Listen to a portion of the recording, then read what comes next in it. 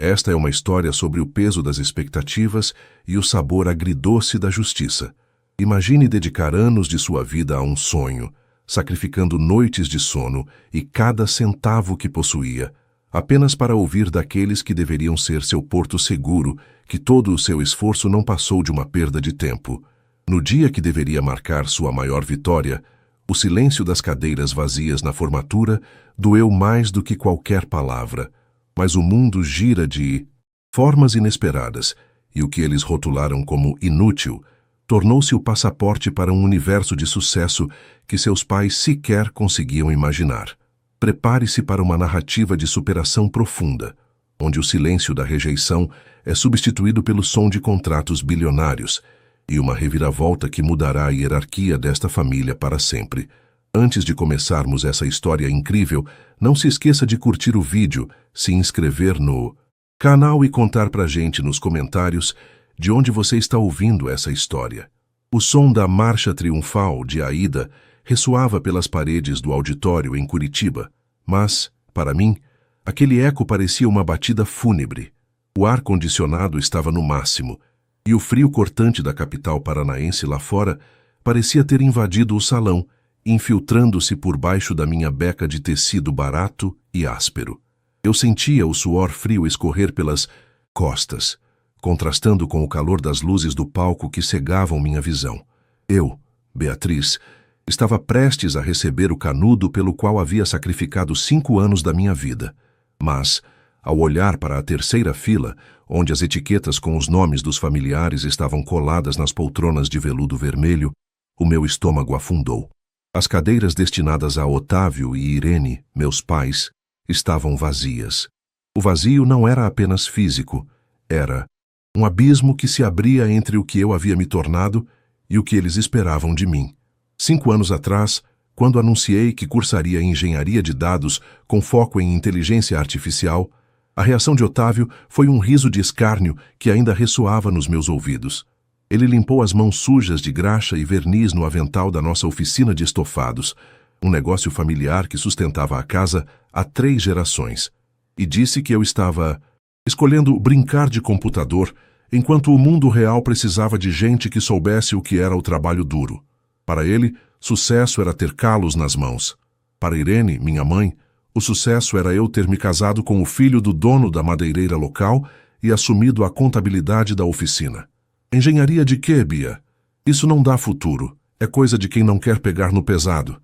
É um diploma inútil, um pedaço de papel que não vai te dar. Um teto. Ela repetira na manhã daquela mesma formatura por telefone, com uma voz carregada de um desdém que doía mais do que um tapa. A cerimônia seguiu como um borrão.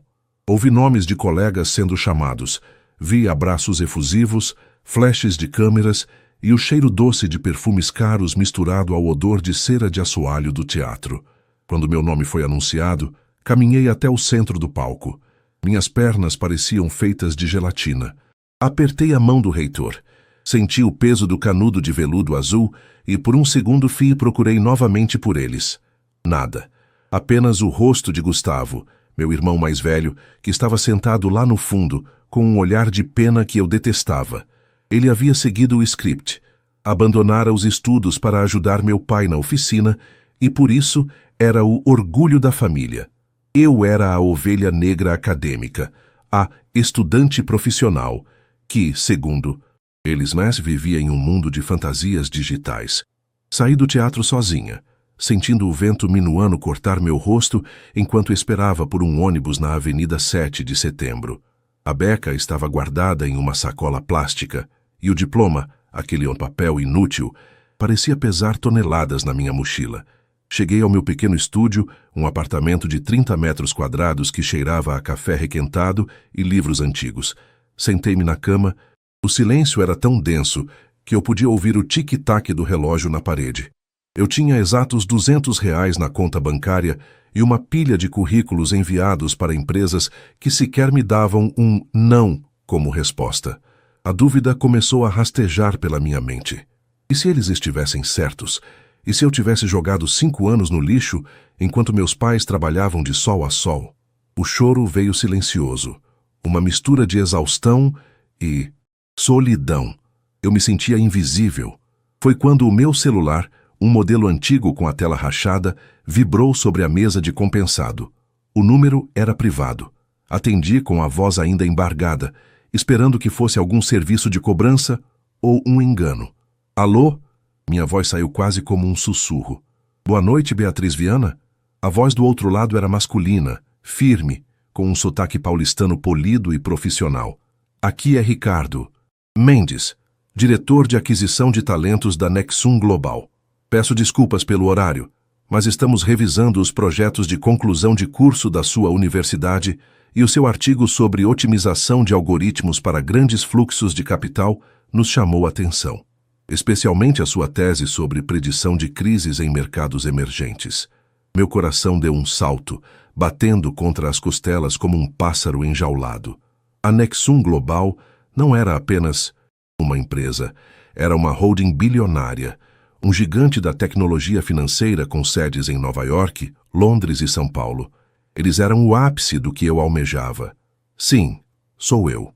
Tentei limpar a garganta, tentando recuperar a postura. Fico feliz que tenham lido o artigo. Não apenas lemos, Beatriz. Nós o testamos em nosso ambiente de simulação hoje à tarde. Os resultados foram impressionantes. Você conseguiu uma precisão que nossos analistas sêniores levaram meses para tentar alcançar. Gostaria de saber se você teria disponibilidade para uma entrevista técnica amanhã, às 9 da manhã, via videoconferência. No entanto, serei honesto. Se você passar pela técnica, queremos você no nosso escritório de São Paulo na segunda-feira. O pacote de contratação inclui um bônus de assinatura de R$50 mil, além de um salário inicial de 18 mil, fora os benefícios e o plano de carreira. Ouvir aqueles números foi como levar um choque elétrico. 18 mil reais por mês. 50 mil apenas para assinar o contrato. Era mais do que meu pai lucrava em 6 meses de trabalho exaustivo na oficina de estofados. Era o valor de 10 diplomas inúteis empilhados. Minhas mãos tremiam tanto que quase deixei o celular cair. Eu estarei lá, quer dizer, estarei online às 9. Com certeza. Respondi, tentando não parecer desesperada. Desliguei o telefone e olhei para o teto descascado do meu apartamento. A ironia era quase poética. Horas depois de ser humilhada e abandonada por aqueles que deveriam me apoiar, o mercado, o mundo real, que meu pai tanto pregava, acabara de me dar as boas-vindas com um tapete vermelho bilionário. No entanto, a alegria foi rapidamente substituída por uma frieza calculista. Eu não ligaria para eles. Não contaria sobre a Nexum. Se para eles eu era uma inútil, eu deixaria que continuassem acreditando nisso por mais um pouco. Naquela noite, não dormi. Preparei-me para a entrevista como se fosse para uma guerra. Revisei cada linha de código, cada modelo matemático.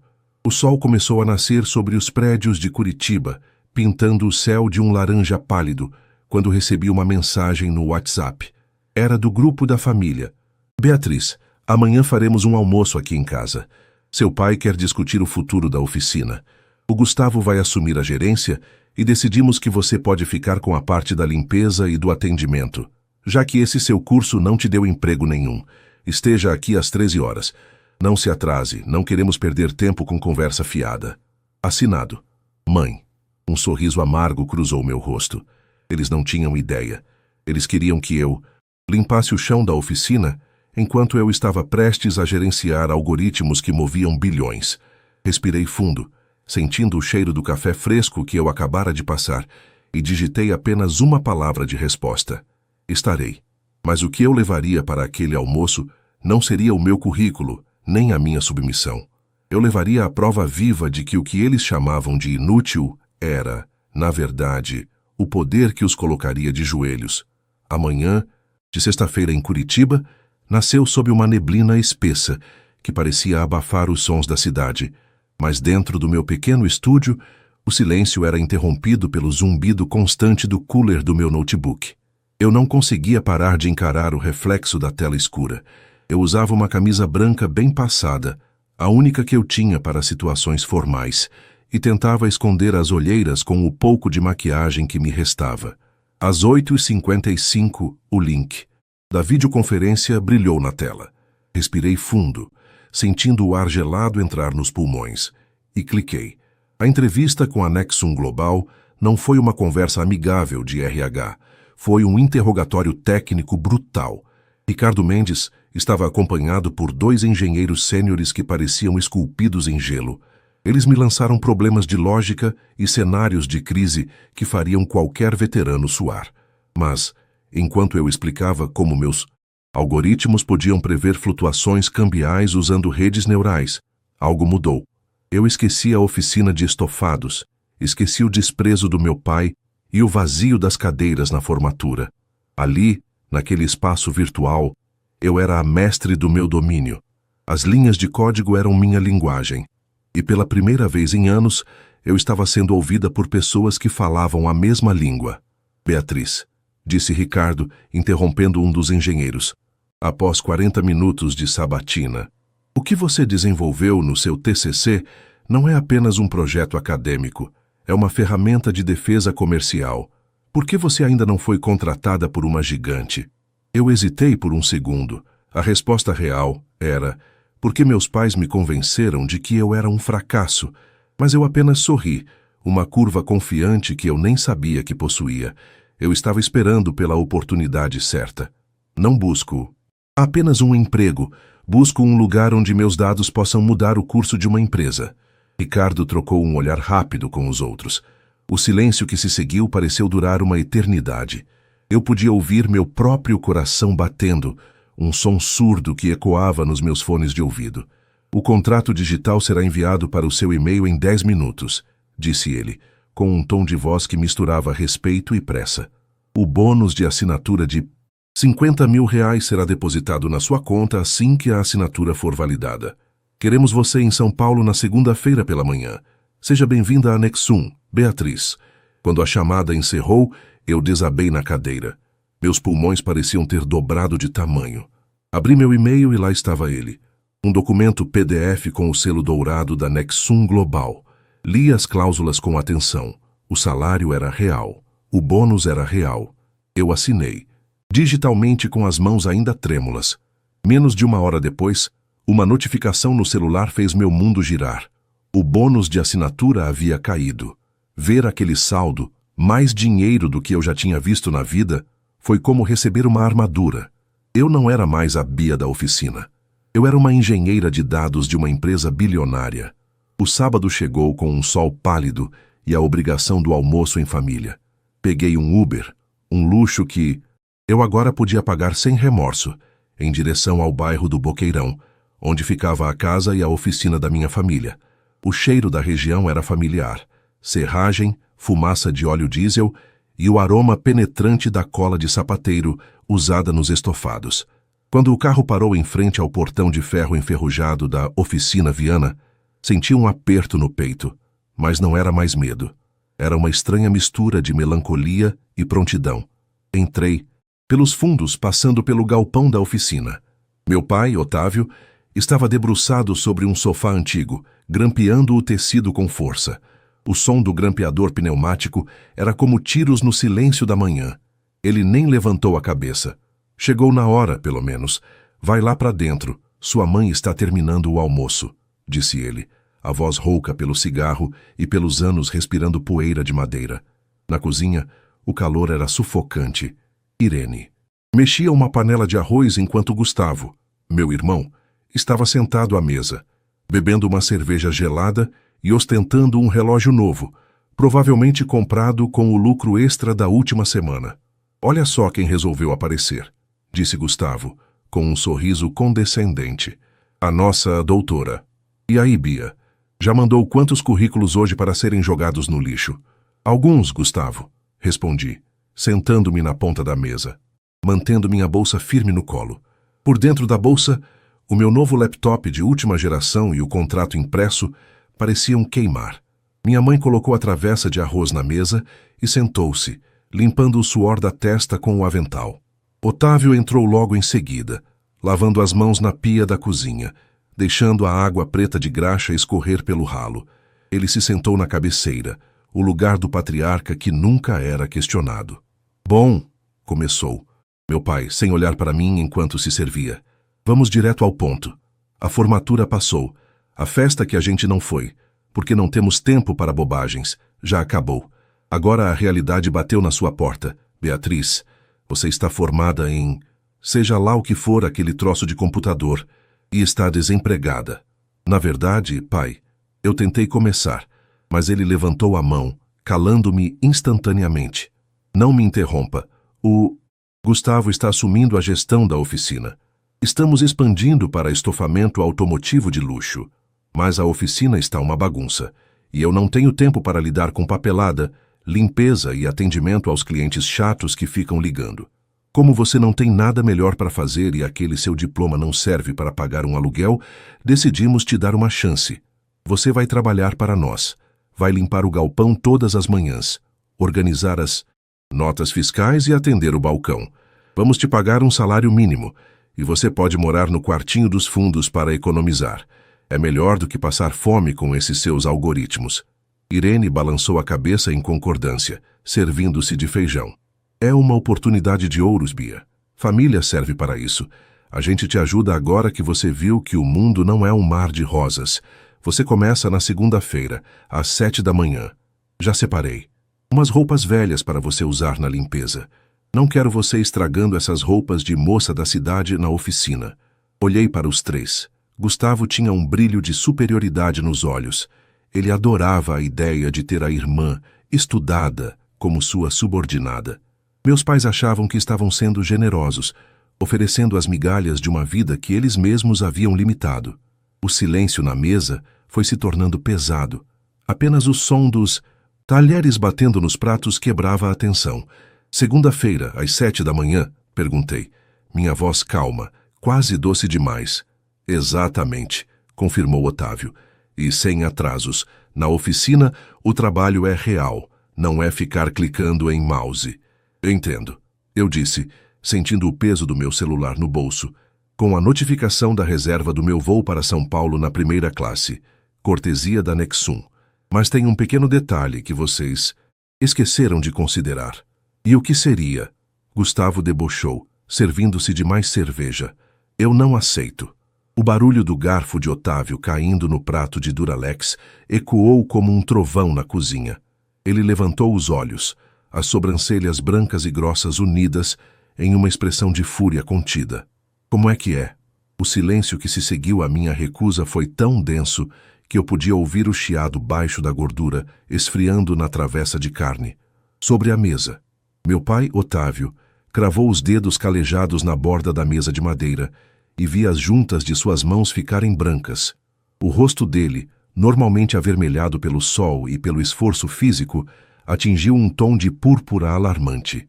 Ele não estava acostumado a ser questionado, muito menos por mim, a filha que ele considerava o elo mais fraco e teórico daquela linhagem de artesãos manuais. Você não aceita? Ele repetiu, a voz saindo como um rosnado baixo, vindo do fundo da garganta. Você mora sob o meu teto, Beatriz. Você come da comida que o meu suor compra. Esse seu papel de luxo não te deu um teto, nem colocou arroz no seu prato. Eu estou te oferecendo uma saída honrosa para não passar fome. E você me vem com essa arrogância de estudante? Não é arrogância, pai. É mercado, respondi, mantendo a voz o mais estável possível, embora minhas mãos, debaixo da mesa, estivessem entrelaçadas com tanta força que minhas unhas marcavam a palma da mão. O mercado que o senhor diz que eu não conheço acabou de avaliar o meu trabalho.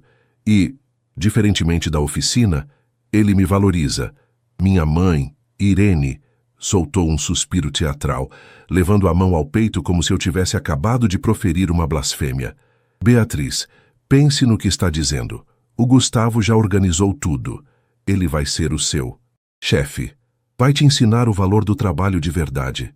Você quer o quê? Ficar trancada naquele estúdio mofado esperando um milagre enquanto a gente te sustenta? Seja humilde, minha filha. A vida não é um videogame. Gustavo soltou uma risada curta e debochada, recostando-se na cadeira com a autoconfiança de quem sabia que era o herdeiro favorito. Deixa ela, mãe. Ela quer ser a engenheira. Segunda-feira, quando a fome apertar e ela perceber que não dá para comer código de computador, Ela vem rastejando pedir a vaga de faxineira.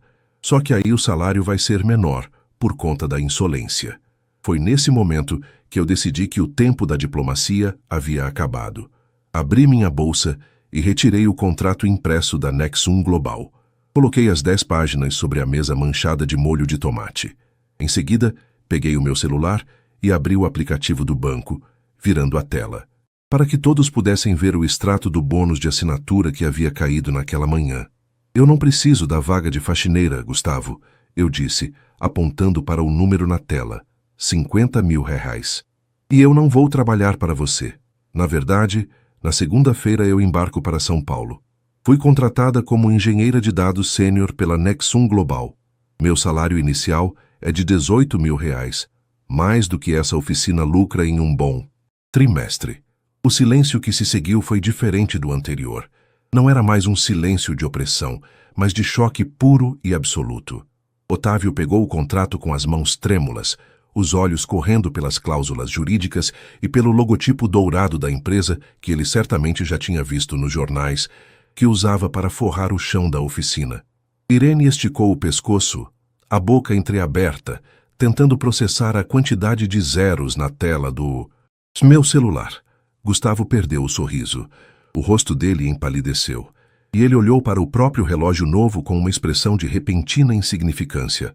Isso deve ser golpe, balbuciou Gustavo, embora a convicção em sua voz estivesse morta. Ninguém paga isso para uma recém-formada. Você deve estar se metendo em coisa errada, Beatriz. É o que acontece quando você é a melhor no que faz, Gustavo. Algo que você nunca entenderia, já que sempre se contentou com o que o papai te dava de mão beijada. Retruquei, levantando-me da mesa. O peso que eu carregava nos ombros desde a formatura parecia ter evaporado. Eu tentei compartilhar minha vitória com vocês na formatura, mas vocês preferiram me chamar de inútil. Pois bem, fiquem com a oficina. Fiquem com a realidade de vocês. A minha começa agora. Saí daquela casa sem olhar para trás. Ouvi meu pai gritar algo sobre ingratidão, mas o som foi abafado pelo barulho do motor do Uber que já me esperava no portão. Naquela tarde, fiz as malas. Deixei para trás os móveis velhos, as roupas de moça da oficina e a sensação de insuficiência. As semanas seguintes em São Paulo foram um turbilhão de arranha-céus de vidro, reuniões em inglês e uma produtividade que me consumia de forma prazerosa. Eu morava agora em um flat nos arredores da Avenida Faria Lima, onde o som do trânsito era uma sinfonia de progresso constante. Na Nexum, eu não era a Bia, eu era a Viana, a mente por trás da otimização que economizou milhões para a holding logo no primeiro mês. Eu tinha amigos novos, pessoas que discutiam arquitetura de software enquanto tomavam vinhos caros em coberturas, e pela primeira vez eu me sentia em casa. No entanto, o passado tem uma forma engraçada de tentar nos puxar de volta. Um mês após a minha partida, recebi uma ligação de Irene. Sua voz não tinha mais o tom de desdém ou de autoridade. Estava embargada, trêmula. Beatriz? Filha? Ela fungou do outro lado da linha. Precisamos conversar. As coisas não estão bem aqui. Seu pai está doente de tanto estresse. E o Gustavo, ele cometeu alguns erros graves com as contas da oficina. Estamos prestes a perder o galpão. Faremos uma reunião de família amanhã aqui em Curitiba. Por favor, você é a nossa única esperança. Venha para casa. Vamos conversar como pessoas civilizadas. Eu olhei para a vista da cidade através da parede de vidro do meu escritório no 25º andar. O cheiro de café expresso e ar-condicionado filtrado era o meu novo normal. Eu sabia o que aquela ligação significava. Eles não queriam a minha presença. Eles queriam o meu bônus de assinatura. Eles queriam que o diploma inútil pagasse as dívidas da oficina real. Eu irei, mãe, respondi, com uma calma gélida. Estarei aí amanhã, mas não esperem que as coisas sejam como antes. Eu tenho uma surpresa para vocês. Desliguei o telefone e chamei meu assistente. Eu tinha um plano. A vingança, para ser verdadeiramente doce, não precisava de gritos ou violência. Ela precisava de precisão técnica. Eu ia voltar para aquela oficina, mas não como a filha pródiga ou como a salvadora financeira. Eu ia voltar para fechar um ciclo que eles mesmos iniciaram. Naquela noite, preparei os documentos.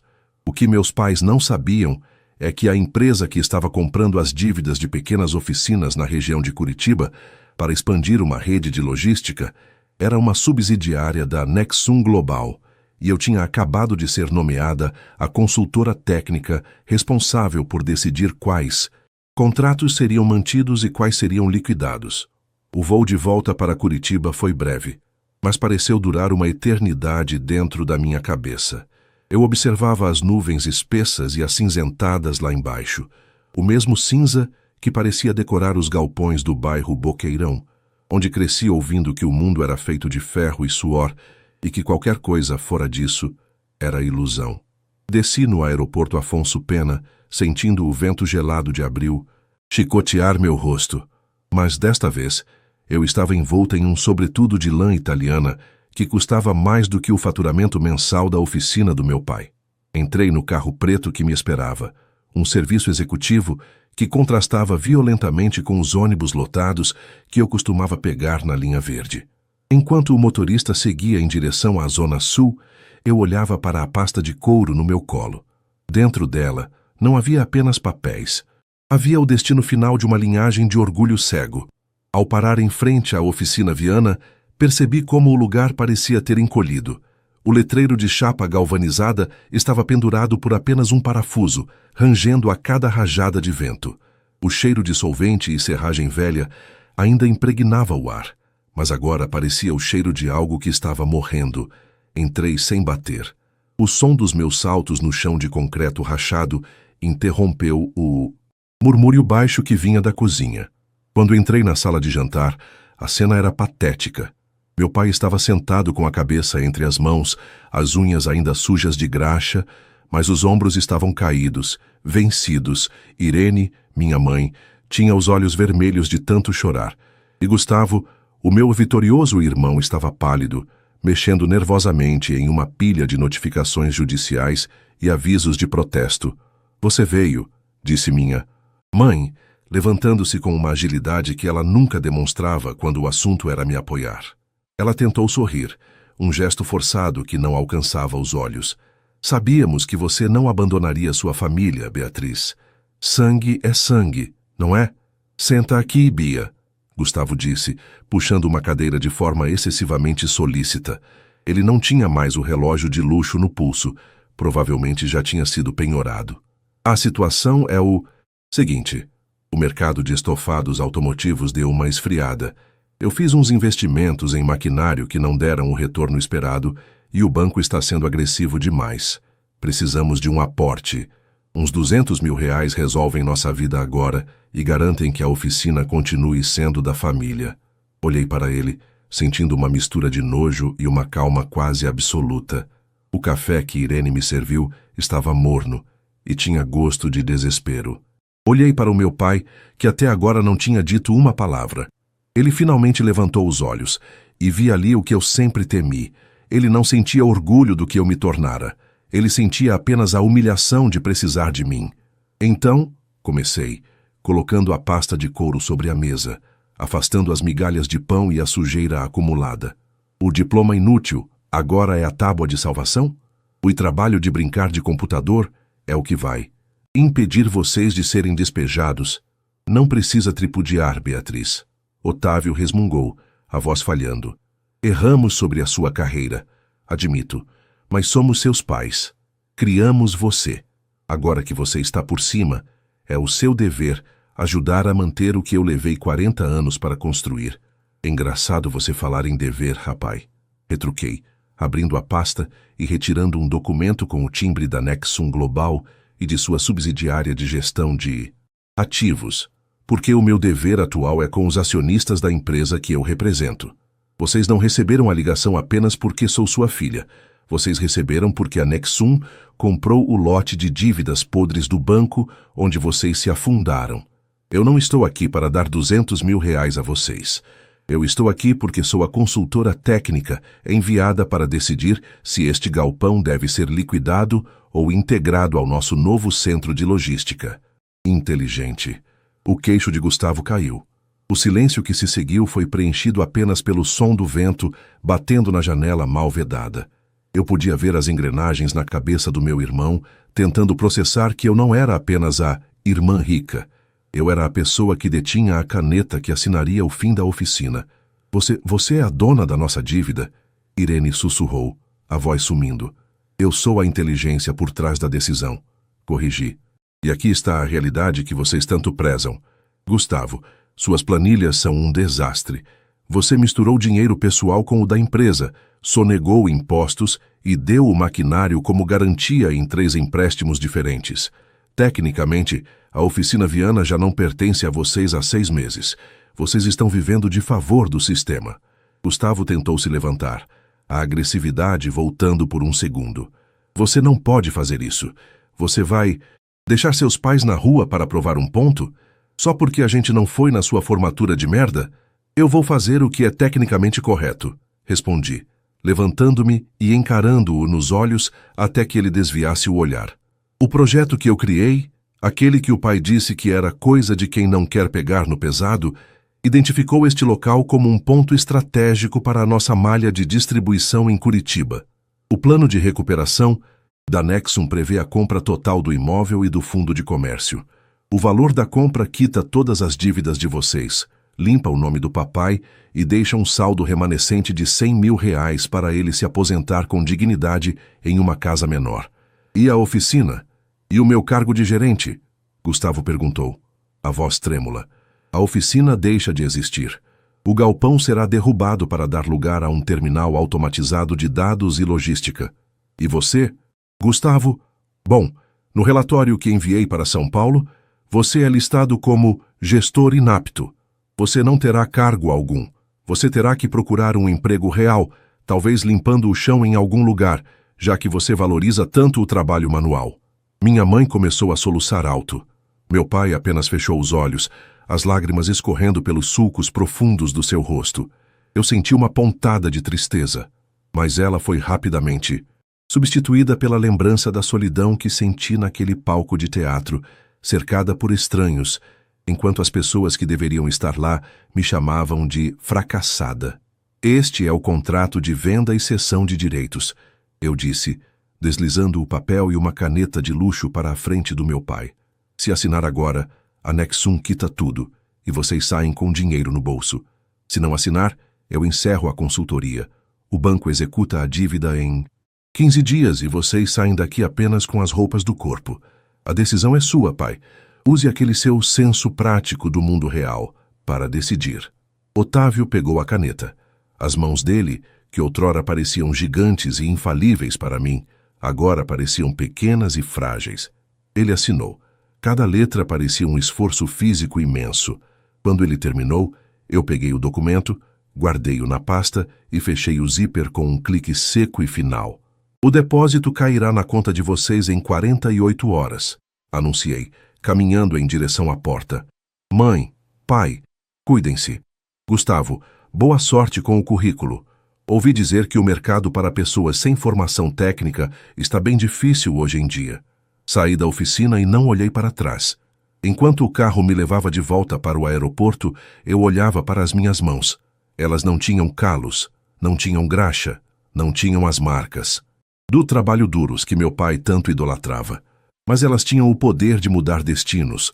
Eu não sentia a alegria mesquinha de quem apenas se vinga, eu sentia a paz de quem finalmente se libertou. O diploma, o tal pedaço de papel inútil, tinha acabado de demolir o passado para construir um futuro onde eu não era mais a sombra de ninguém. Eu era a luz, o código e a própria justiça. Curitiba ficava para trás, sumindo na neblina, enquanto eu subia novamente para o céu, para o lugar onde as nuvens e os sonhos agora eram o meu único horizonte.